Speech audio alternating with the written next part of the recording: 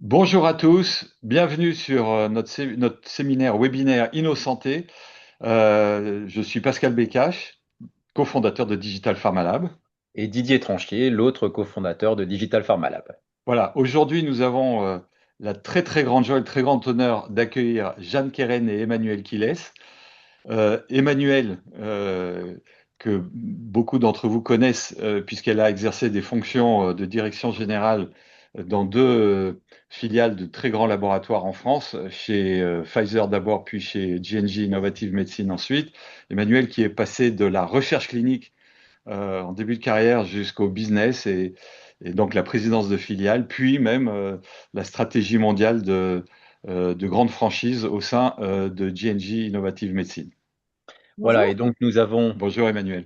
voilà, et nous avons donc Jeanne Keren, qui elle, donc de formation vétérinaire, qui a également passé une longue partie de sa carrière dans différents industriels, donc Novartis, Sanofi, Bayer, et aujourd'hui Sanofi, où elle est passée là également de la R&D, puis ensuite la stratégie et également le business, et aujourd'hui elle est secrétaire générale du conseil d'administration de Sanofi.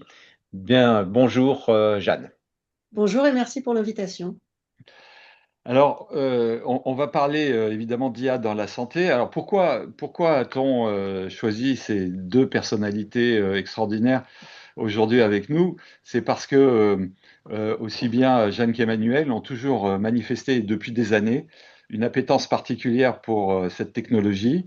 Emmanuel, je crois que vous avez, enfin, je sais que vous avez depuis longtemps euh, lancer l'intérêt de l'ensemble de l'écosystème français, je dirais, pour l'IA, puisque vous avez, quand vous étiez chez J&J, vous aviez lancé le AI for Health. C'était il y a combien de temps? Je pense 6 ans. 6 ans. Et donc, c'était un grand événement qui continue aujourd'hui, même sans vous, mais que vous avez lancé. Vous pouvez peut-être nous en dire un mot? Oui, absolument. C'était une initiative qu'on a créée avec une start-up à l'époque qui était très dynamique et qui voulait absolument faire se rencontrer les start-up avec les grands groupes en disant qu'il y avait sûrement là un levier de créatif, on va dire. Et on s'est rencontrés, on a réfléchi au format que ça pouvait prendre. Et comme vous savez, dans la pharma, on a quand même l'habitude de travailler souvent ensemble, donc d'aller chercher des intérêts de la part des grands labos pour des expertises particulières, et puis des startups qui commençaient à se créer, qui étaient très dynamiques. Donc on a fait en sorte qu'elles puissent se rencontrer. Alors je ne sais plus exactement où était la première rencontre, parce qu'on a bougé pas mal. Mais en tout cas, on a très rapidement eu un grand engouement pour cette réflexion et on essayé de trouver en fait à quel endroit on pouvait se retrouver, puisque ben, dans la chaîne de valeur de la pharma, ça peut être extrêmement large d'intégrer l'IA. Donc c'était une grande réussite et aujourd'hui c'est complètement consolidé dans l'idée de Adopt AI, qui est un événement qui a lieu en novembre tous les ans et qui est mis en avant sous le avec le soutien du président de la République. Voilà. Donc, en bravo Emmanuel, hein, puisqu'on peut dire que vous êtes visionnaire, puisque avant que tout le monde parle de ChatGPT, on sait que l'IA existe depuis longtemps, mais en tout cas, c'est quand même ChatGPT qui a donné ça, et donc vous aviez déjà lancé cette initiative avant ça. Jeanne, justement, on sait également que vous avez pas mal été impliquée dans la partie intelligence artificielle. Est-ce que vous pouvez nous donner votre point de vue vis-à-vis de l'IA?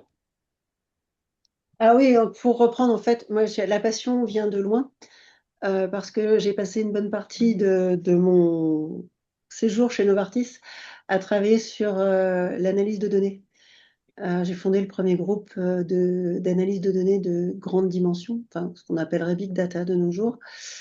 Et quand j'étais chez Bayer, ce lourd passé m'a valu aussi de prendre en plus de mon rôle, le rôle de CIO.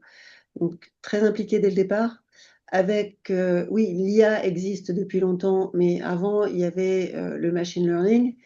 Et le machine learning a déjà quand même amené beaucoup de choses que ChatGPT, le fameux, a changé. C'est le concept d'accessibilité. Et en rendant les choses accessibles par le plus grand nombre, ça ouvre le champ d'application. Et le champ d'application, comme le disait Emmanuel, tout au long de la chaîne de valeur. Donc, impliqués très tôt et très intéressés, mais avec les yeux grands ouverts. Les Voilà. modèles sont des modèles, la réalité, c'est une autre chose, et on essaie de faire converger les deux. Il faut être un petit peu patient parfois, parce que la convergence peut prendre du temps. Et que ce soit chat, que ce soit un LLM, que ce soit un world model ou tout ce qu'on veut, il faut jamais oublier qu'on est encore dans une période de construction. Il y a plein de possibilités, mais il faut toujours rester prudent. Voilà, et donc Jeanne, bah, comme vous le mentionnez, vous aviez cette longue expérience dans la R&D, et comme on l'a aussi mentionné, vous avez basculé de la R&D pour des aciers plus business. Est-ce que vous pouvez justement peut-être préciser aujourd'hui comment vous voyez l'intelligence artificielle dans les fonctions commerciales, médicales, market access et marketing? Alors, en fait, je sais qu'il y a, ça peut paraître un peu contre-intuitif parce que on associe très facilement le côté intelligence artificielle avec recherche. Mais les premières cibles, ça va être le marketing, parce que ça va être les fonctions commerciales. Euh, à l'heure actuelle, les fonctions commerciales dépensent énormément d'argent dans la transcription, la localisation des contenus. C'est-à-dire qu'on a une stratégie globale et ensuite on va essayer de la décliner par rapport au pays, etc., etc. Donc, contextualiser, et ça, les LLM sont très bons pour le faire parce ils sont construits à partir de nous, à partir des gens et de tout ce que l'on met comme information publique. Donc, faire de la transcription, de la transgénération d'annonces, de contenus, c'est extrêmement rapide et ça marche très bien avec assez peu d'erreurs, donc c'est assez fiable.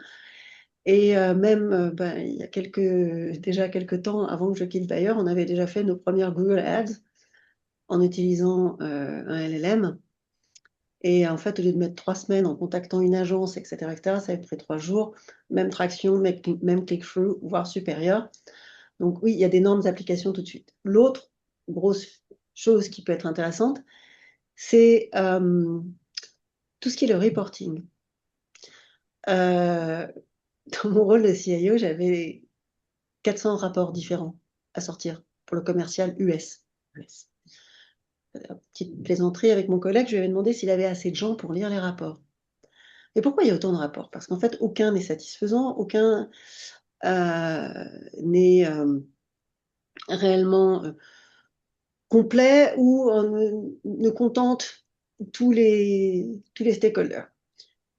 Vous imaginez bien que si on a la capacité, à travers une interface de type chat, LLM-based, d'avoir l'assemblage de données pour chacun, que c'est facile à faire, que le prompting est simple, ça peut économiser mais tellement de temps et tellement d'argent dans les organisations, c'est énorme. Tout en donnant l'information de manière plus rapide, plus flexible, plus précise. Donc Plus là, il rapide, y a énormément de choses à faire sur le commercial. plus rapide, plus rapide, plus rapide, plus précise et plus Plus quoi? flexible. Plus flexible. Merci Jeanne. Emmanuel, même question. Au service de la R&D, d'abord, comment l'intelligence artificielle peut aider? Et puis, même question, quel point de vue vous avez pour la partie plus commerciale, puisque aussi bien en tant que dirigeante d'une filiale que dirigeante d'une franchise, vous avez une expérience aussi intéressante à partager. Alors effectivement, j'ai peut-être commencé par la R&D parce que c'est là où j'ai l'expérience la plus récente, hein. Je pense vraiment que l'IA, elle transforme la R&D de façon très concrète. Mais en fait, il faut vraiment être précis sur là où elle crée de la vraie valeur, si je peux dire. Parce que d'abord, elle améliore la qualité des décisions qu'on peut prendre en amont. Et là, je parle de la partie discovery, hein. C'est une meilleure identification des cibles, une meilleure compréhension des mécanismes biologiques et avec l'idée de réduire en fait les risques scientifiques. Donc, instinctivement, on se dit qu'il y a une grosse valeur ajoutée dans cette partie-là et que normalement, l'industrie pharmaceutique est extrêmement bien placée parce qu'on a un certain nombre de personnes qui travaillent en recherche et qui vont savoir utiliser ces outils dans les buts que je viens de définir. Mais en fait, la valeur ajoutée, aujourd'hui, elle vient surtout des ce qu'on appelle les tech bio. Bien que leur business model soit aujourd'hui compliqué et on ne peut pas vraiment parler de success story, c'est intéressant de voir d'où ils sortent. Donc, je voudrais juste prendre deux exemples que vous allez forcément connaître au moins un des deux. Donc, je vais parler de Hawkin, puisque c'est une société qui est française, et eux qui veulent essayer de connecter ce qu'ils disent recherche et care, puisqu'ils disent que la biologie est extrêmement complexe. Et donc, leur idée, c'est d'avoir un monde où la R&D est automatisée et la recherche est connectée au CARE. Mais on voit aussi qu'à travers leur histoire, ils ont dû créer des spin-offs, des différents types de structures, en fait, en fonction des modèles sur lesquels ils travaillaient, avec les partenaires avec lesquels ils étaient. Donc, vous avez peut-être entendu parler de Wave, de Epkim, de Bioptimus, etc. Mais je vous invite vraiment à lire leur blog. Moi, je suis retournée en préparant ce webinaire. Ils ont produit un blog le 18 mars qui est hyper intéressant et qui parle de comment est-ce qu'ils font du reinforcement learning pour les agents IA, puisqu'il dit que même si intuitivement on se dit on va arriver avec la quantité de données qu'on a à mieux trouver, à trouver de nouvelles cibles, la difficulté qu'on on sait tous, c'est que l'IA s'appuie sur ce qui existe déjà. Donc le côté créatif n'est pas si instinctif que ça. Et c'est pour ça que c'est important si on veut créer des nouvelles molécules, il faut que les agents IA soient vraiment développés dans leur partie reinforcement learning. Et puis le deuxième exemple, c'est Récursion. J'ai bien aussi parlé des Américains. C'est une de mes anciennes collègues de chez J&J, qui est maintenant CEO de cette tech bio américaine, qui veut identifier des cibles beaucoup plus rapidement. Elle a plein de partenariats avec des labos, avec Nvidia, avec Google Cloud, etc. Et c'est passionnant de voir en fait la façon dont ils se construisent. Ils essayent de trouver de nouvelles choses, mais aujourd'hui, on ne peut pas dire qu'un labo a trouvé une nouvelle molécule et qu'elle est aujourd'hui en développement, mais c'est passionnant de regarder ça.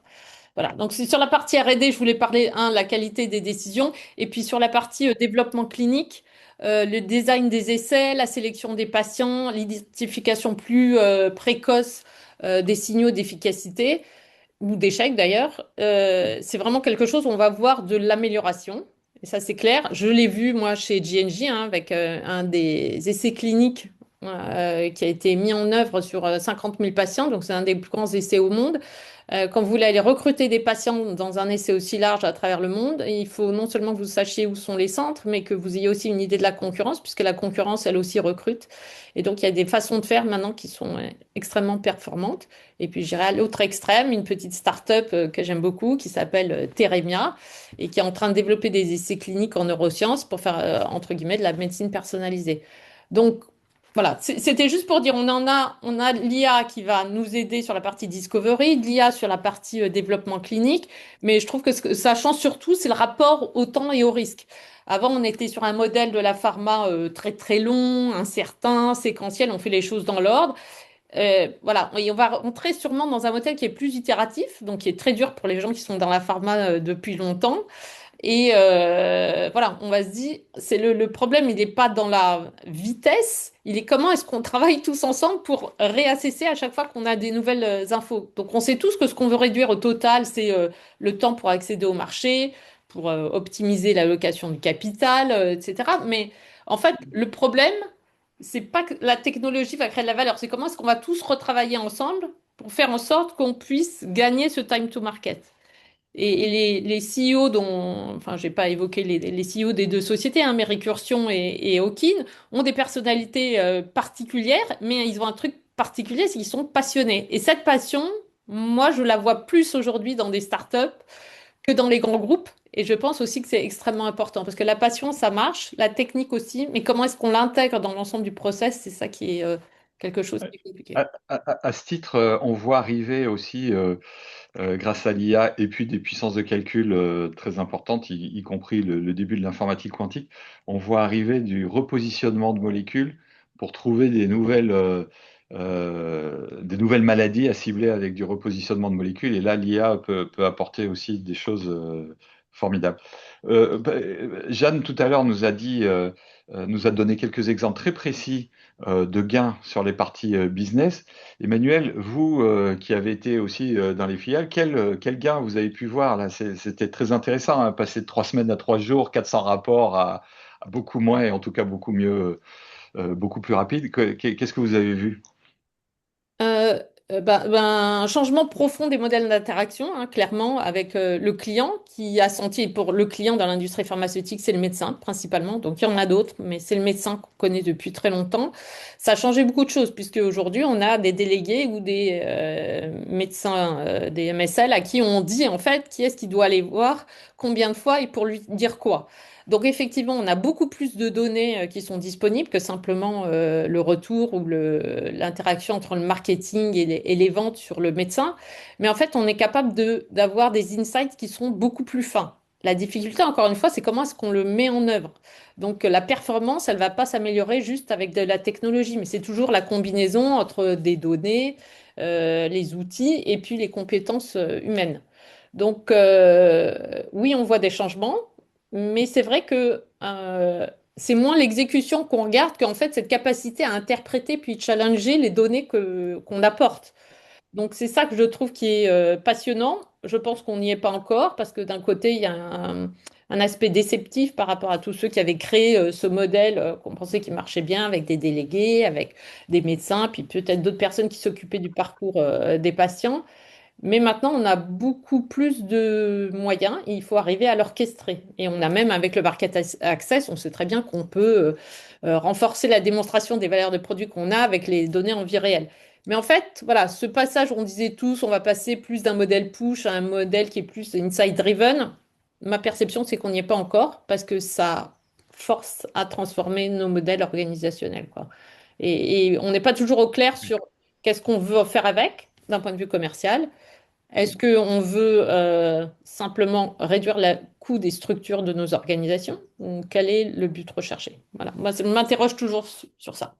Bah alors, c'est une bonne interrogation, hein. Merci Emmanuel, hein. Si je reprends donc déjà la passion, ensuite c'est tous travailler ensemble et quelque part peut-être que justement il y a un changement de modèle. Donc on est passé de plus rapide, plus précis, plus flexible à tout d'un coup collaborer ensemble. Jeanne, je vois que justement ça vous a fait beaucoup réfléchir. Est-ce que vous avez peut-être une réaction par rapport à ce que dit Emmanuel? Alors, je vais commencer à rebondir sur un point, qui est essentiel dans ce que vient de dire Emmanuel. On n'est pas très clair sur ce qu'on veut faire avec. D'accord? Donc, on se retrouve très vite dans une situation, la réponse est 42, hein, pour ceux qui ont la ref.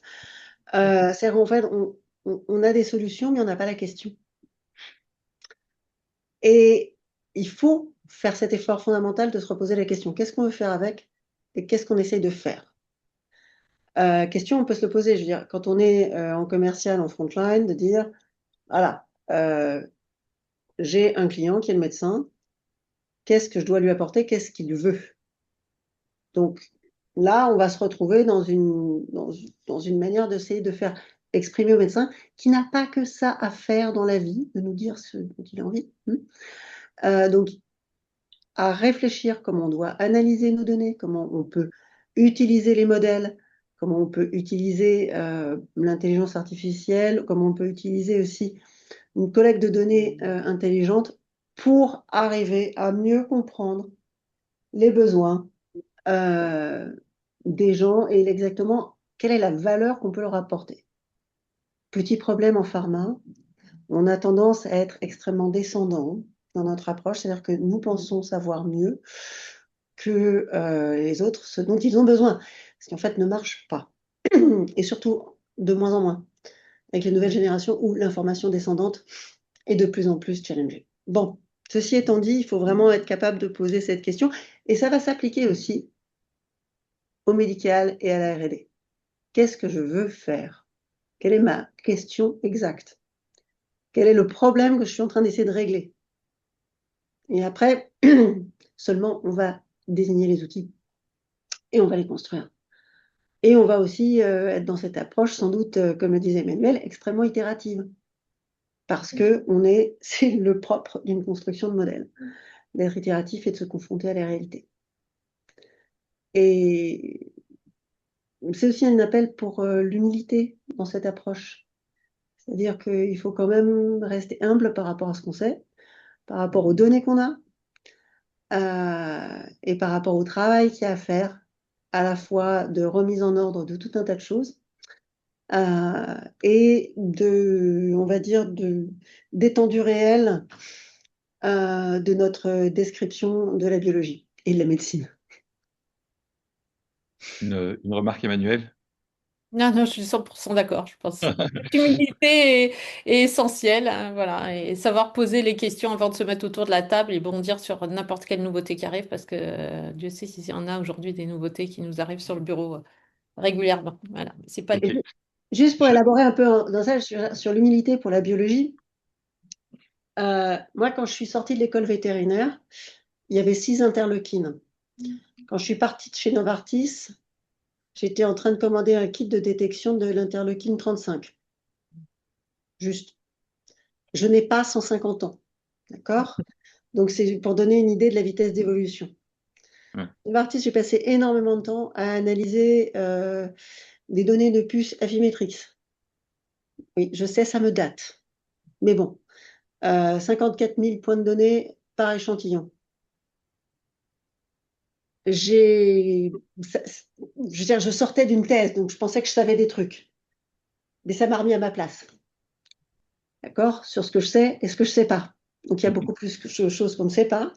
Et là, C'est sûr. quand je dis il y a beaucoup plus de choses on ne sait pas, ça devient compliqué aussi de construire un modèle, sachant que, voilà, au point de vue donné, on veut reconstruire une image, mais il nous manque une grosse moitié des pixels.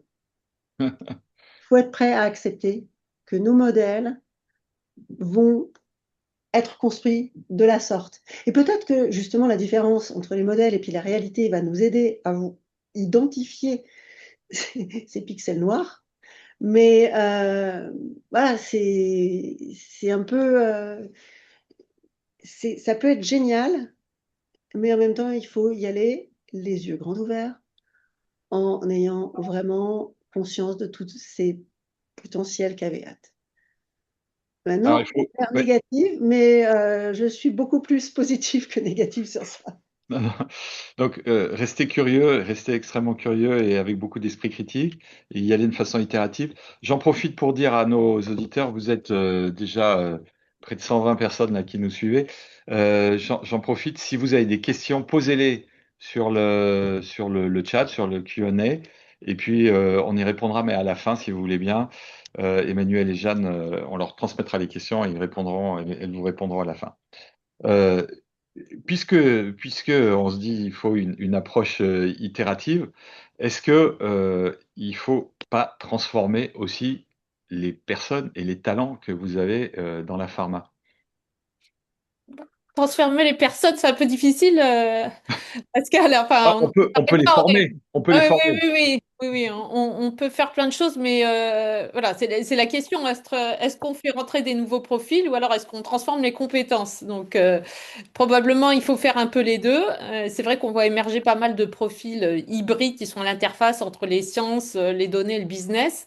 Pour ma part, étant en contact de nombreuses startups depuis quelques mois, je vois beaucoup de ces profils qui sont très intéressants.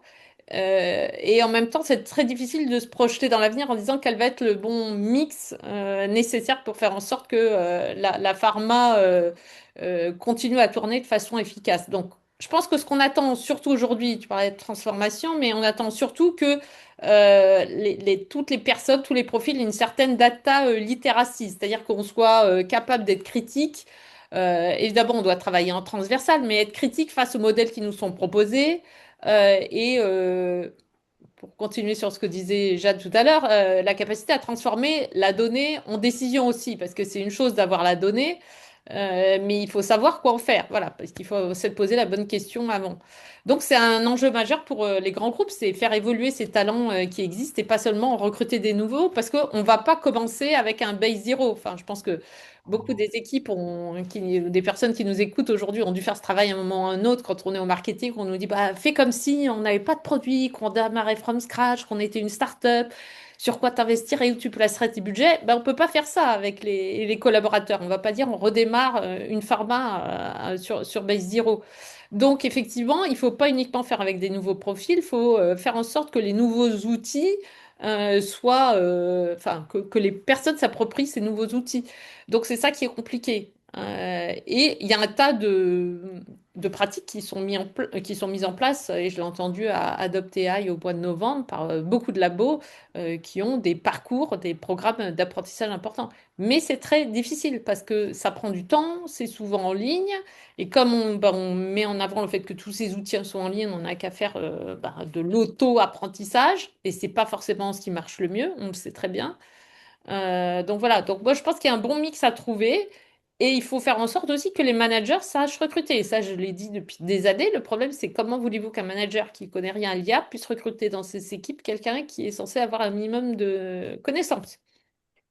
On a un petit sujet là et on le voit tous les jours et j'en discute dans les startups comme dans les grands groupes. Comment est-ce qu'on s'assure que les personnes qui recrutent savent connaissent le profil, comprennent et soient capables de prendre la bonne décision. Super difficile. Et c'est pas forcément avec les modèles qu'on a aujourd'hui de talent acquisition, avec des personnes qui arrivent out of nowhere de la pharma, qui sont mieux équipées pour nous guider sur ces sujets-là. Bon, merci Emmanuel, hein. Si je reprends ce que tu dis, et on est complètement d'accord, puisque nous, on bosse avec beaucoup de startups, on sait que dans le domaine des startups, ou en tout cas dans le domaine de la transition, dire finalement, j'ai pas les bons profils, je vais tous les changer, ça marche jamais. Ça tue complètement les entreprises parce que finalement, le cœur d'une entreprise, hein, ce sont ses employés, ce sont les humains qui sont derrière. Et pour rebondir sur ce que disait Jeanne, hein, donc la petite référence à 42, hein, c'est le guide du voyageur galactique où 42 est la réponse à l'univers, mais on ne connaît pas la question. Et les 42, c'est justement l'idée d'exploration. Et c'est vrai que finalement, l'intelligence artificielle nous plonge finalement dans cette exploration galactique.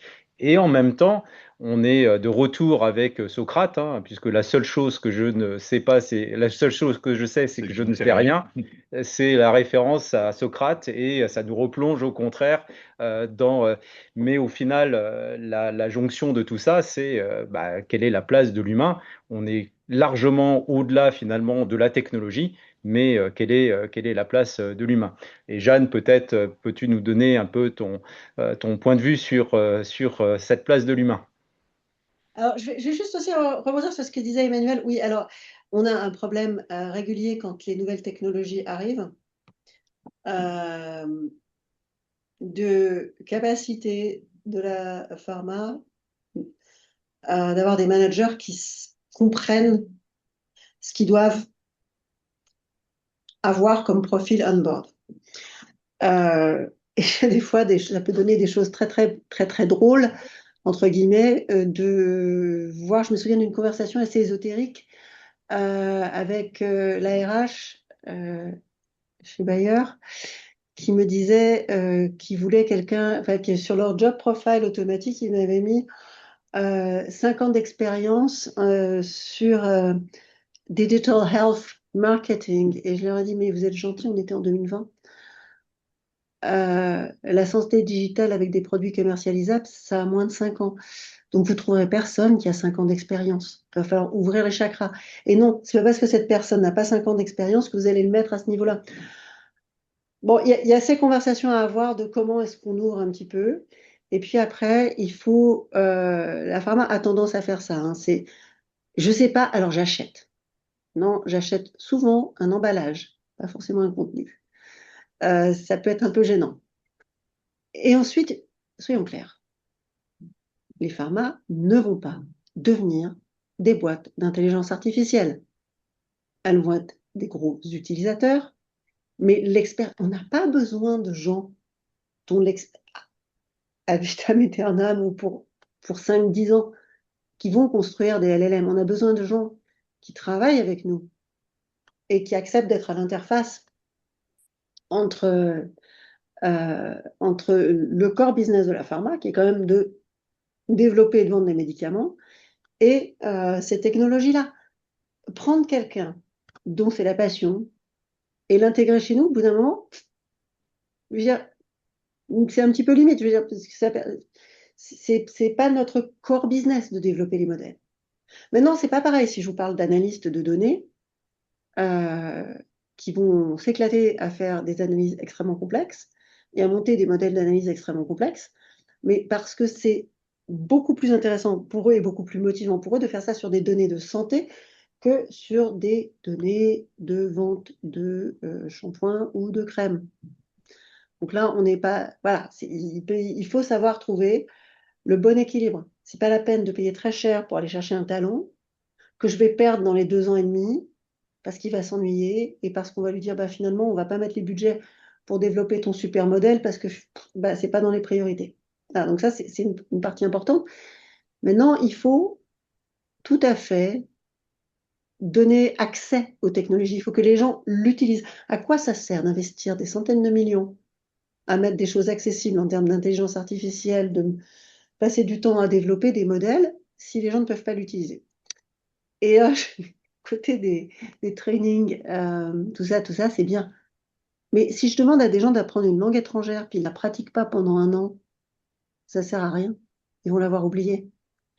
Le training, il va se faire en accompagnement de projet. Il ne peut pas se faire comme ça, ex nihilo. Je vais dire à tout le monde d'apprendre ça.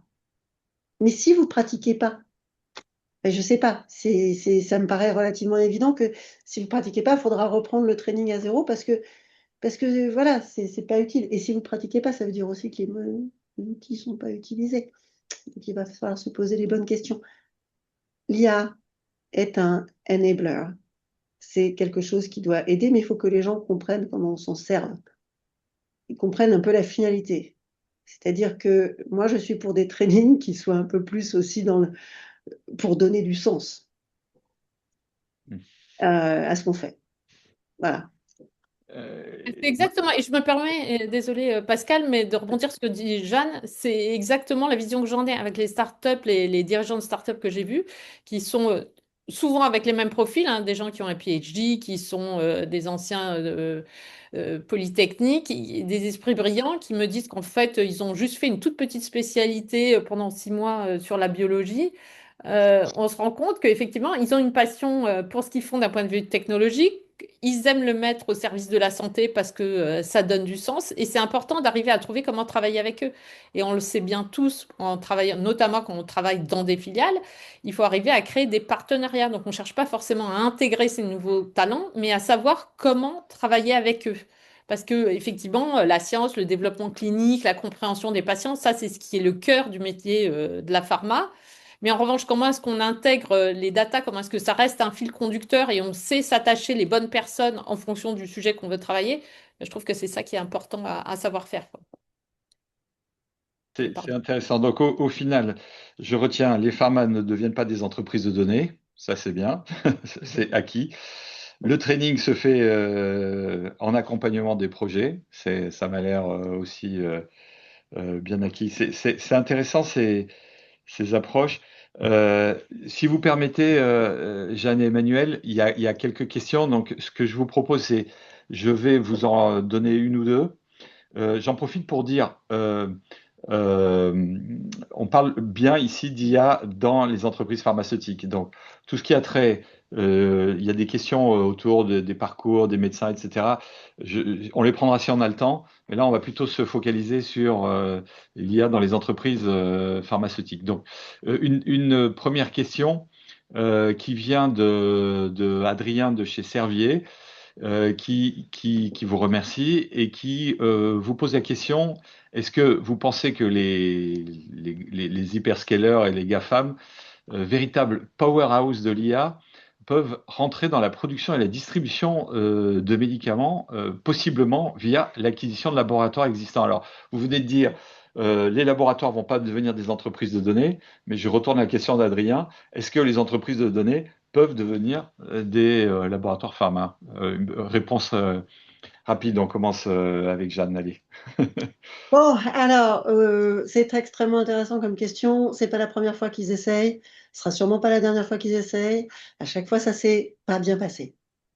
Ok, il y a cette volonté de rentrer dans la santé parce que le domaine de la pharma est un domaine à forte marge et à forte et je veux dire, avec de bonnes perspectives.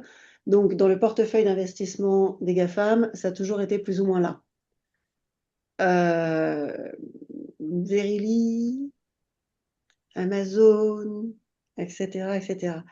C'est très pénible pour eux parce qu'à la fin, il y a un truc qu'on doit mettre dans une boîte puis distribuer aussi. Donc déjà, pour eux, c'est compliqué et c'est divergent. Et que, en termes de GAFAM, ce qui a souvent pêché, c'est, il faut regarder, il faut considérer leur cycle d'investissement et leur ROI, leur cycle de retour. Nous sommes totalement en dehors de la gaussienne de leurs investissements habituels. Nous sommes beaucoup trop lents pour le retour en ce qui concerne les médicaments. Je ne dis pas qu'un jour, ça ne va pas arriver, mais pour le moment, à chaque fois, ça a été vraiment un point d'achoppement. Euh, et je rajouterais que pour avoir vécu un truc qui s'appelait Ondelo chez Sanofi, j'avoue que la communication entre les deux mondes est compliquée, très Mm. compliquée. Mm. Et il faut avoir beaucoup d'humilité pour être dans la santé et la biologie, ce qui peut parfois faire défaut dans ce monde-là. Merci Jeanne. Emmanuel, qu'en penses-tu de ton côté? Oui. Non, il y a eu beaucoup d'interactions et je me rappelle, ça remonte à déjà il y a bien plus de 10 ans en fait, hein. On était en relation avec les Google and the like pour avoir des discussions sur ce qu'ils pourraient faire en santé.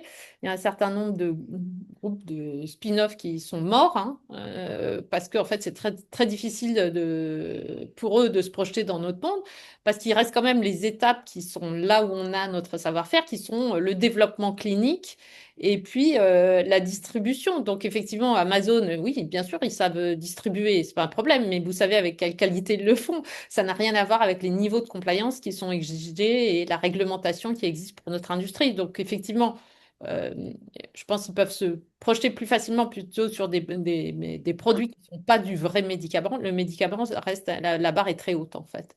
Ouais. Euh, Très bien. Une autre question de Guillaume Calmont. Euh, la réglementation RGPD, AI Act, etc., est-ce que c'est une opportunité pour vous ou bien est-ce que c'est un frein qui risque de délocaliser en particulier la R&D hors d'Europe? Je peux y aller là-dessus? C'est un de mes Oui, oui, sujets. Jeanne, bien sûr. Je sais que beaucoup de gens critiquent le RGPD. C'est la meilleure manière de ne pas délocaliser la recherche. Si vous trouvez qu'on est pénible, regardez ce qui se passe en Chine.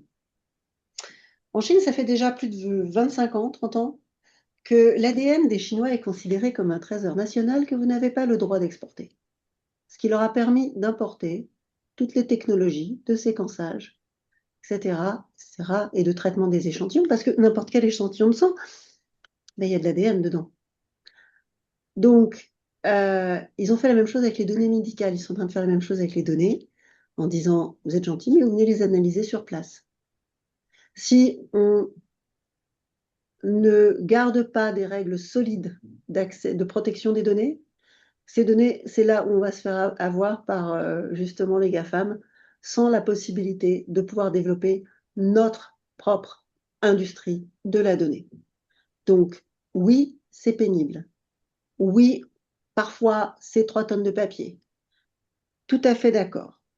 Peut-être que là, on pourra justement proposer aux institutions d'utiliser l'intelligence artificielle pour traiter les dossiers plus rapidement. Est-ce que c'est un peu overkill? Parfois, oui. Si on baisse la garde, les données partiront. Et si vous avez déjà travaillé directement avec des données médicales, vous allez vous apercevoir très très vite que la qualité des données médicales en Europe est extrêmement impressionnante par rapport à ce qu'on peut trouver aux US. Et une des raisons principales, c'est que on ne largue pas les gens au bout de 2 ans et demi sur une couverture santé. On a tendance à les suivre très longtemps et la donnée transverse en santé, c'est extrêmement important. On peut avoir des bonnes données aux US, il faut payer très cher.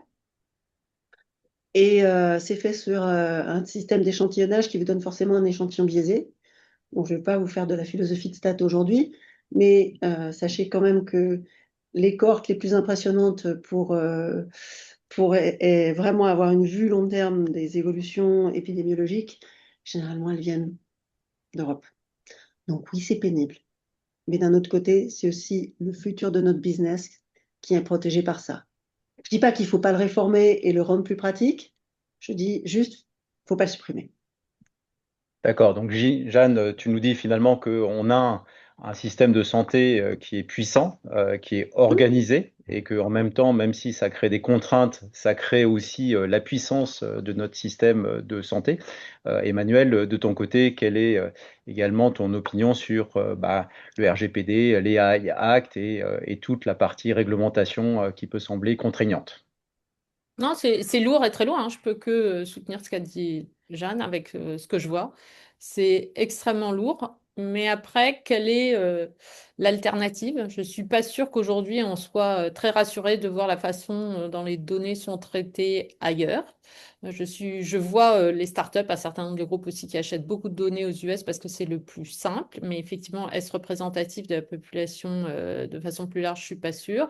Est-ce qu'on est sûr de ce qu'on récupère? Est-ce que on respecte vraiment les personnes et leurs données? Je ne suis pas certaine et je ne suis pas non plus excited avec les difficultés qu'on a d'aller travailler en Chine, où effectivement tout est absolument protégé et on ne peut absolument rien sortir. Donc je pense qu'on aime bien se plaindre, et notamment en tant que Français, du système qu'on a. Mais en tant que citoyenne, aujourd'hui, je me sens extrêmement bien protégée. Pour moi, c'est central dans ma prise de décision. Et sincèrement, moi, je préfère que ces données, qu'on arrive à un petit peu, si on considère la France, il y a énormément de freins, etc. Et je veux dire, finalement, pour être très clair, parce que j'ai bossé entre Bayer et Sanofi, j'ai bossé dans une start-up qui travaillait sur l'extraction de données médicales en utilisant du Natural Language Processing et avec différents hôpitaux, en essayant d'ouvrir différents hôpitaux dans différents pays. C'est quoi le plus gros problème? Alors oui, il faut faire des déclarations, etc., etc. Mais bon, après, c'est une sorte de savoir-faire quelque part. Le plus gros problème, c'est la structure informatique obsolète et branlante qu'on a dans plein de systèmes de santé et dans plein d'hôpitaux parce qu'il n'y a pas eu d'investissement dans ces systèmes informatiques.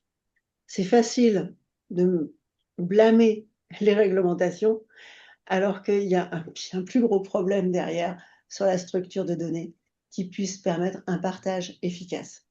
Je veux dire, si le Health Data Hub en France galère autant, il y a plusieurs raisons et c'est pas que la réglementation ou de la mauvaise volonté. Merci beaucoup, Jeanne. On va reprendre un petit peu l'impact de l'IA sur l'industrie pharmaceutique. Et en particulier, on voit que l'IA s'applique en fait à tous les métiers, on va dire, de l'industrie pharmaceutique. Mais de votre côté, on peut imaginer que soit l'IA va centraliser, puisqu'il va y avoir un côté centralisation des données, ou au contraire va permettre finalement de décentraliser les organisations. Et donc là, ça reprend pas tellement le côté individuel, mais finalement l'impact des organisations dans le futur. Quelle est votre opinion? Alors, je ne sais pas si on commence par Emmanuel ou Jeanne, selon Emmanuel. Alors, Emmanuel, voilà, comment vois-tu centralisation, décentralisation, puisqu'on sait que les grandes entreprises oscillent en permanence entre ces deux aspects. Dans quelle direction l'IA va-t-elle nous mener? Je vais peut-être faire un peu une réponse de Normande, et je suis désolée parce que c'est pas vraiment mon style en général, mais je trouve que c'est là en fait que réside la complexité. Enfin, d'un côté, on a l'IA qui pousse à la centralisation parce que on est plus fort quand on fait de l'IA et qu'on a réussi à mutualiser des données. Plus on en a, mieux c'est. Quand on arrive à standardiser des outils, quand on arrive à garantir la conformité. Mais en même temps, l'IA, elle permet aussi une plus grande décentralisation parce que plus de personnes, les équipes ont accès à plus d'infos, faut être clair. Et en fait, normalement, elles peuvent prendre des décisions plus éclairées, même localement. Donc, en fait, c'est un peu hybride, hein. C'est d'un côté, il faudrait que nous, on arrive à trouver le bon équilibre entre centraliser ce qui crée de la cohérence et puis de la sécurité, probablement, et décentraliser ce qui crée de la vitesse et de la pertinence. Et vous arrivez avec ça à trouver un bon système, je pense toujours global, pays, où en fait, au centre, on va avoir une certaine cohérence, on assure la sécurité de toute l'organisation, et puis d'un point de vue décentralisé, on est sûrement capable de faire des choses beaucoup plus vite en local. Mais ça repose cette question, hein, qui pour moi est au cœur de toutes les organisations, c'est qui décide quoi et à quel niveau, avec quelle responsabilité. Et ça peut même interroger sur finalement, est-ce que demain avec l'IA, je vais pas être micromanagé? Mon boss a la possibilité d'avoir les mêmes infos que moi, est-ce qu'il va pas passer son temps sur mon dos? Et la question nous challenge, nous oblige à réfléchir qui décide de quoi en fait avec les infos. Avant, il y avait des infos qui étaient disponibles qu'à un certain niveau. Maintenant, elles peuvent être disponibles à différents endroits, mais sont-elles utiles? Voilà. Donc pour moi, c'est encore on nous secoue, ça oblige à voilà, remuer la moulinette encore à nouveau. Alors, Jeanne, en tant que CIO groupe, quand tu étais CIO d'un groupe, tu as dû voir cette dualité centralisation-décentralisation. Ah oui, non, mais tout à fait. Alors, centralisation, décentralisation, quand on va construire des grands modèles, faut pas rêver, on va pas décentraliser, il faut centraliser. Et une organisation saine, logique, robuste, non obsolète des données demande une approche globale, donc centrale. Maintenant, il faut comprendre ça aussi. Je suis désolée, tous les systèmes vont pas être one size fits all, ça ne fait aucun sens pour les gens. Donc, il faut considérer ça un peu comme prenez un oignon. Donc, au milieu, on ne touche pas. C'est central, c'est global, c'est les gros investissements qui sont structurants. Et après, plus on va vers l'extérieur et plus on va pouvoir, dans ces cercles concentriques, décentraliser et customiser. Mais si on ne veut pas avoir une architecture, et là, rien à voir avec l'IA, hein, c'est la base. Parce que, bon, et oui, l'IA ne marche pas toute seule dans un monde éthéré, sans encre, dans un système informatique robuste, solide et un système de données solide. Donc ça, le système, il doit être robuste, solide et facile à entretenir. Facile, bon, ce sera jamais facile, mais raisonnablement compliqué à entretenir parce que ce sont des enjeux énormes pour la suite et aussi pour l'implémentation de l'IA. Après, quand on va parler d'IA, on va commencer à parler d'agents. Et il y a des choses qui vont être dans l'agentification extrêmement importantes et extrêmement bénéfiques pour les entreprises. Et il y a des choses qui vont être globales ou centralisées. Tout ce qu'on peut faire, je joue sur le financial reporting avec des agents, etc. Ça, voilà. Et après, il va y avoir des choses qui vont être designées localement. Une fois de plus, le principe, c'est le gros invest, le corps, on essaie de globaliser et après, on essaye de faire des déclinaisons à l'extérieur. Très bien.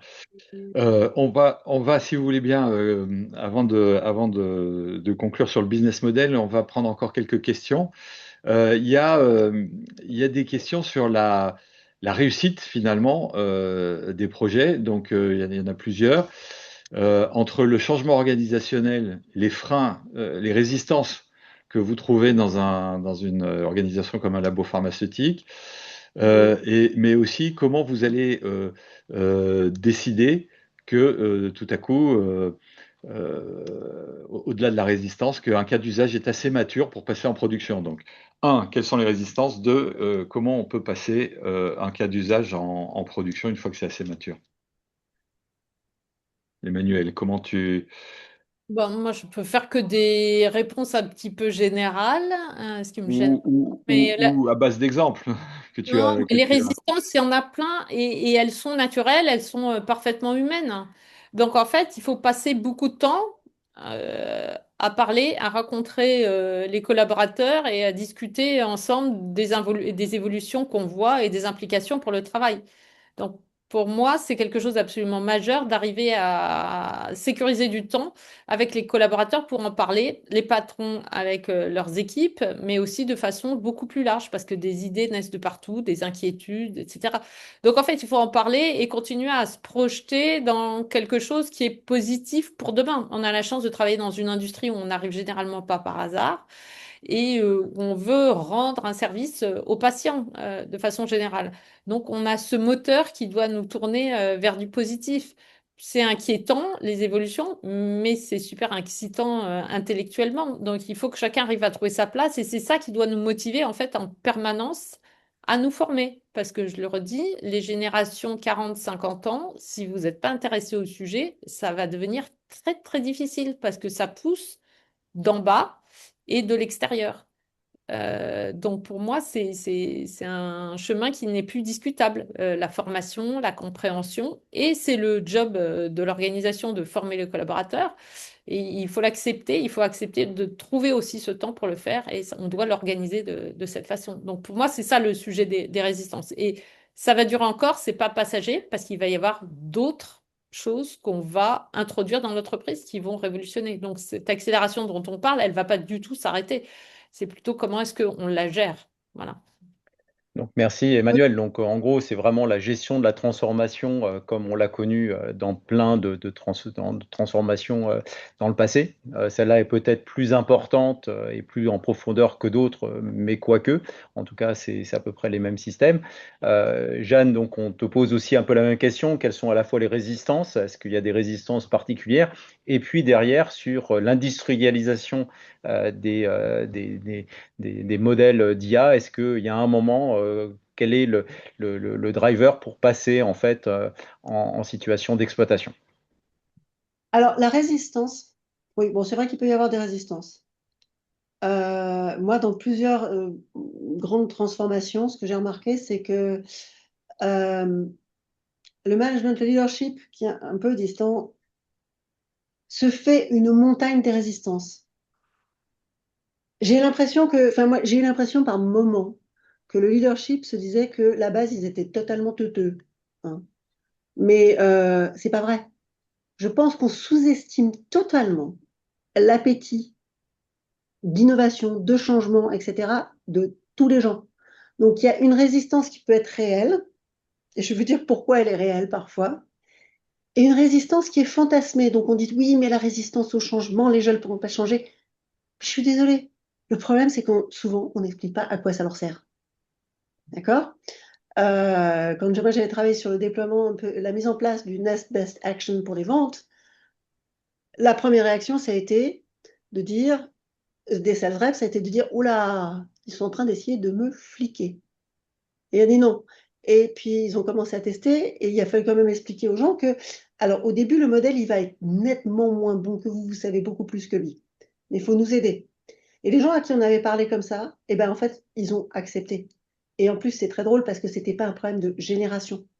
Moi, un des GM qui avait le mieux accepté de partir dans l'analyse de données et les next best action, etc., etc., c'était le GM de l'Italie. Je me souviens, c'était le plus vieux GM de toute la boîte. Okay, donc, il faut savoir aussi que sinon on arrive. Combien de buzzwords, de mouvements de mode ont subi les gens dans cette industrie? Combien de gens sont venus leur expliquer des trucs complètement fluffy et sans aucun intérêt? Maintenant, moi, je pense que le changement, si on parle de à quoi ça sert, comment ça vous aide, comment ça vous a aidé à faire votre métier mieux et plus facilement, et en écoutant aussi éventuellement ce qu'ils ont à dire sur le sujet, ça aide beaucoup. Et en fait, le message, c'est vraiment aussi que les gens, ça les intéresse, ils ne sont pas complètement idiots, hein. Et simplement, il faut leur donner les moyens et leur fournir des outils qui aient un impact réel et positif. Juste pour dire à quel point ça a pu être ridicule, moi je me souviens en octobre 2019 d'avoir eu un region head me dire que ses 16 reps n'étaient pas capables d'utiliser un iPad. En octobre 19. Alors c'est marrant parce que 5 mois plus tard, ils savaient tous utiliser un iPad, hein. Donc, voilà. Donc c'est aussi en étant clair sur ce qu'est l'appétit ou la résistance qu'on peut vraiment adresser le problème. Merci beaucoup pour ces exemples frappants. Est-ce que, pour finir, est-ce que l'IA va transformer durablement le business model de l'industrie pharma? Emmanuel, qu'est-ce que tu en penses? Est-ce que ça va bouleverser? Oui, non, mais forcément, mais ça va être progressif parce que c'est de façon plus structurelle, je dirais, que quelque chose de visible vraiment à court terme. Donc le modèle de la pharma est centré sur le médicament, mais avec l'IA, il y a des choses qu'on voit apparaître. On voit apparaître des solutions intégrées, on voit apparaître des solutions autour du patient qui existaient un peu, mais on les voit vraiment se développer maintenant parce que peut-être plus simple. Et puis on voit une continuité entre la prévention, le traitement, le suivi, parce qu'on a les outils. Donc je prends l'exemple des maladies cardiovasculaires et métaboliques. On voit bien que la valeur, elle vient pas uniquement du traitement. Mais c'est la capacité aussi à agir en amont avec la prévention, la nutrition, le suivi des comportements. Et dans ce domaine-là, j'ai rencontré encore une start-up il n'y a pas longtemps qui a un nom marrant mais qui s'appelle Gaston AI. Donc, je ne sais pas s'il y a un point, mais c'est Gaston. Je ne sais pas pourquoi ils ont ce nom-là, parce qu'ils ne sont pas français. Mais qui sont entre food tech, healthcare, wellness et qui s'appuient sur epigénomics, alors ils appellent ça maintenant nutrigénomics, etc. Donc en fait, ce qui est intéressant simplement, c'est qu'avec l'IA, on arrive à connecter différentes dimensions qui jusqu'ici étaient très séparées. On était sur un modèle qui était uniquement le produit, le médicament. Et je pense que le modèle pourrait se déplacer sur quelque chose qui soit plus tourné sur les outcomes et la valeur pour le patient. Donc, je sais que c'est quelque chose qu'on essaye de dire dans la pharma depuis un moment, hein. Tout le monde est tourné vers le patient.